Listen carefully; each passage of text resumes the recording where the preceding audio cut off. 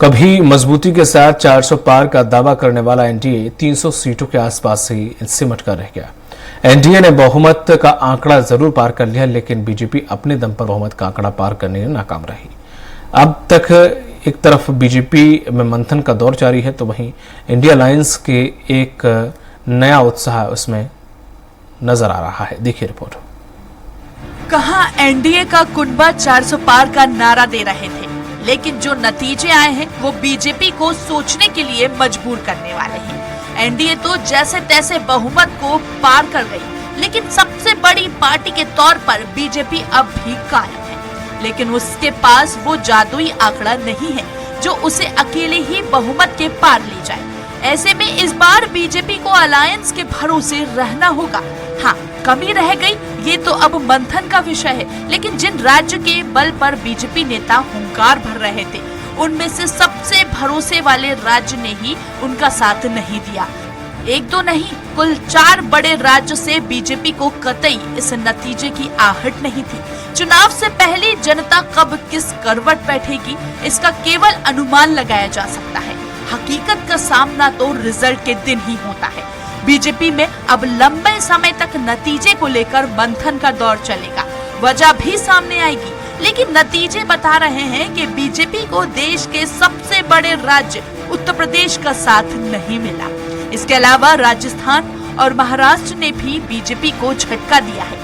BJP को सबसे बड़ा झटका उत्तर प्रदेश से लगा है, जहां 80 लोकसभा सीटों में से एनडीए आधी सीटों पर सिमट गई, जबकि पिछले चुनाव में सिर्फ बीजेपी को उत्तर प्रदेश में 62 सीटों पर जीत मिली थी।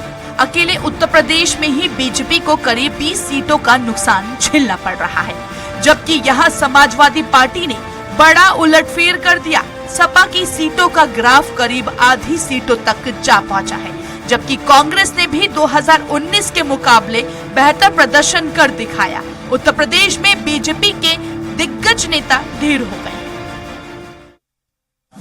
हारी जीती और आज फिर संघर्ष के मोड़ पर खड़ी है।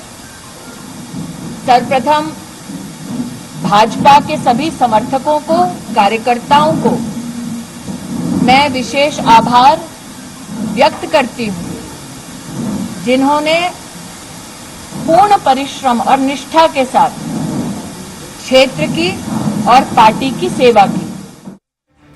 बीजेपी को सबसे ज्यादा बेहतरीन परिणाम की उम्मीद पश्चिम बंगाल से थी, लेकिन एक बार फिर ममता बनर्जी बीजेपी पर भारी पड़ गई। यानी उत्तर प्रदेश, राजस्थान, महाराष्ट्र और पश्चिम बंगाल में बीजेपी के साथ खेला हो गया, जबकि साल 2019 के चुनाव में इन राज्यों में बीजेपी का बेहतरीन प्रदर्शन था।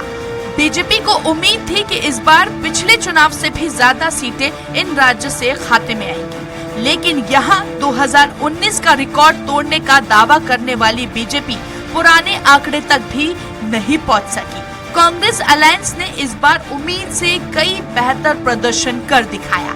हालांकि वो बहुमत से दूर रह गए, लेकिन उसके नेताओं को अब भी उम्मीद है कि सहयोगी दलों के अलावा छोटे दलों से बात कर कोई रास्ता निकल सकता है। दोनों सीटों से जीता हूं और रायबरेली और वायनाड के जो वोटर्स हैं उनका दिल से धन्यवाद करना चाहता हूं। अब डिसाइड करना है कौन सी सीट पे मैं रहूंगा। थोड़ा पूछूंगा और फिर डिसाइड करूंगा। दोनों सीटों में तो नहीं रह सकता हूं, बट अभी डिसाइड नहीं किया है। 4 राज्यों में खराब प्रदर्शन की वजह से ही बीजेपी खुद बहुमत से काफी दूर हो गई। 2019 के चुनाव में बीजेपी को कुल 302 सीटें मिली थी, लेकिन इस बार 250 भी पार करना मुश्किल हो गया। 2019 के मुकाबले बीजेपी को करीब 50 सीटों का नुकसान झेलना पड़ रहा है, जबकि चुनाव के पहले ही एनडीए ने 400 पार का नारा बुलंद कर दिया था। पश्चिम बंगाल में बीजेपी को 2019 में 18 सीटें मिली थी, लेकिन इस बार का आंकड़ा बीजेपी के लिए उत्साह लेकर नहीं आया, जबकि यहाँ बीजेपी ने पूरी ताकत झोंक दी थी। खुद प्रधानमंत्री नरेंद्र मोदी पश्चिम बंगाल से चौंकाने वाले नतीजे की बात कर रहे थे। वहीं राजस्थान में बीजेपी अलायंस को 2019 में सभी 25 सीटों पर जीत मिली थी, लेकिन इस चुनाव में भारी नुकसान झेलना पड़ गया। इसके अलावा महाराष्ट्र में बीजेपी को नुकसान हो गया, जबकि शिवसेना यानी कि उद्धव गुट को फायदा पहुंचा है। Election desk, Swaraj express.